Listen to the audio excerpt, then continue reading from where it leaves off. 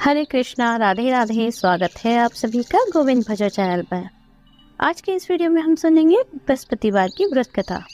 तो चलिए कथा शुरू करते हैं। प्राचीन समय की बात है, एक नगर में बड़ा व्यापारी रहता था। वह जहाजों में माल लदवाकर दूसरे देशों में भेजा करता था। वह जिस प्रकार अधिक धन कमाता था, उसी प्रकार दिल खोलकर दान भी करता था। परंतु उसकी पत्नी अत्यंत कंजूस थी। वह किसी को एक दमड़ी भी देने नहीं देती थी।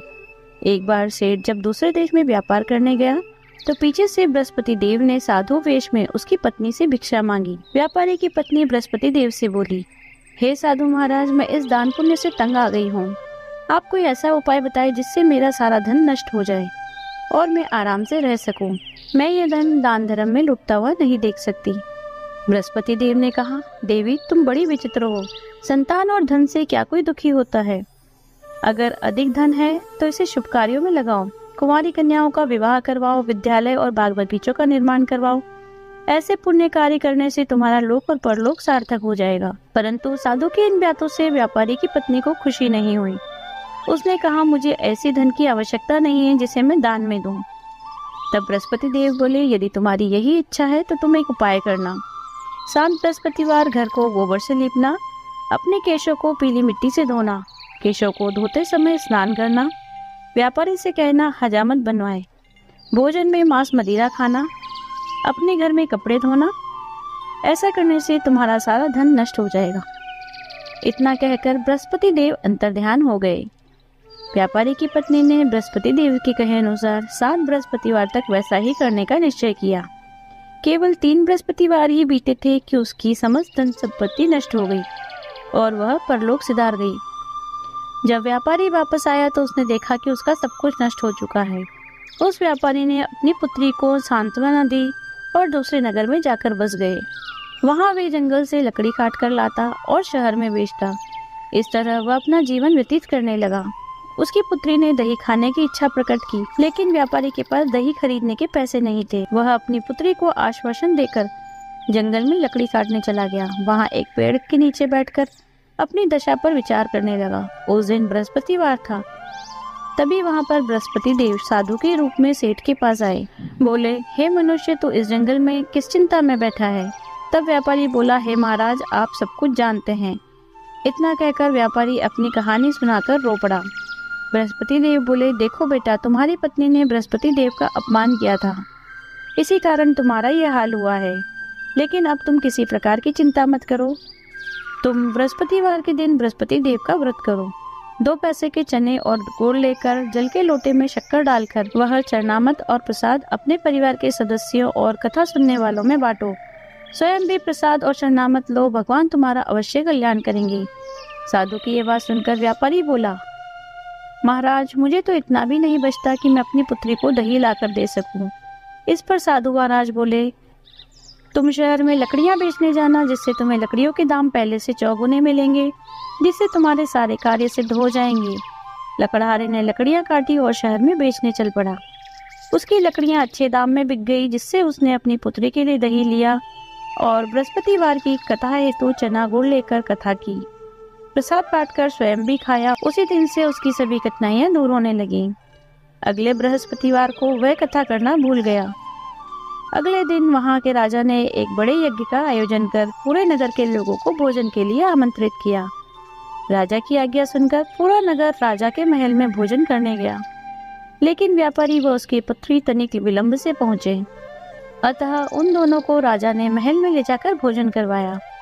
जब दोनों लौटकर आने लगे तब रानी ने देखा कि उसका खूंटी पर टंगा हार गायब है।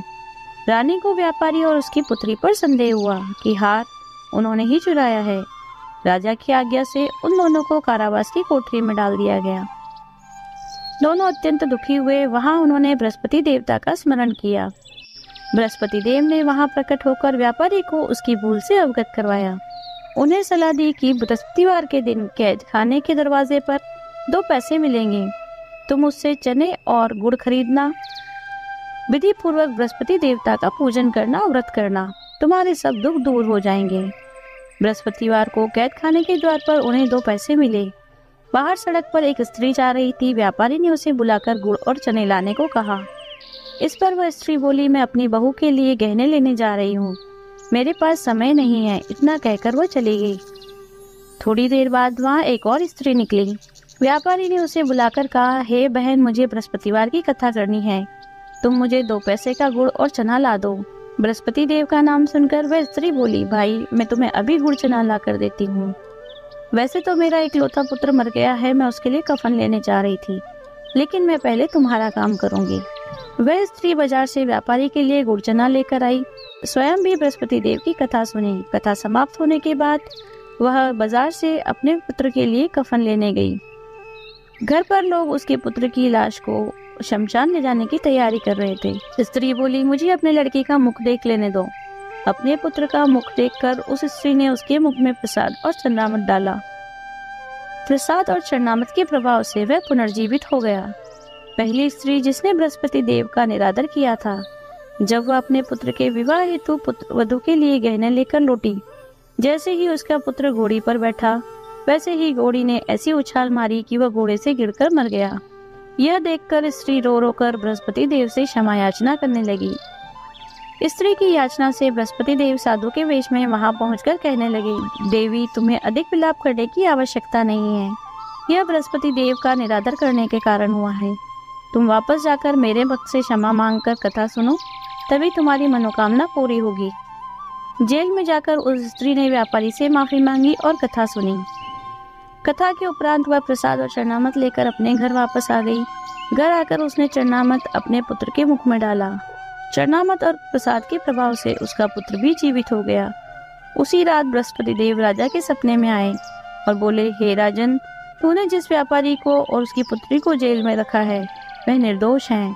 तुम्हारी रानी का हार वहीं खूंटी पर टंगा है। सुबह हुई तो राजा रानी ने हार खूंटी पर लटका देखा। राजा ने उस व्यापारी और उसकी पुत्री को कैद से मुक्त कर दिया, उन्हें बहुत सा धन देकर विदा किया। उसकी पुत्री का विवाह भी ऊंचे कुल में करवा दिया, दहेज में हीरे जवाहरात दिए। इस तरह जो कोई भी मनुष्य बृहस्पति देव की कथा करता है, उनका पूजन करता है, भगवान बृहस्पति देव उनकी सभी मनोकामनाएं पूर्ण करते हैं। हे बृहस्पति देव, इस कहानी को कहने वाले, सुनने वाले, हुकारा भरने वाले सभी की मनोकामनाएं पूर्ण करना। बोलिए बृहस्पति देव की जय। यदि आपको वीडियो अच्छी लगी हो तो लाइक कीजिए, शेयर कीजिए, कमेंट कीजिए। यदि आप चैनल पर नए हैं तो चैनल को सब्सक्राइब कीजिए, बेल आइकन को प्रेस कर दीजिए, जिससे नए वीडियोस की नोटिफिकेशन आपको तुरंत मिल जाए। मिलते हैं अगले वीडियो में। हरे कृष्णा, राधे राधे।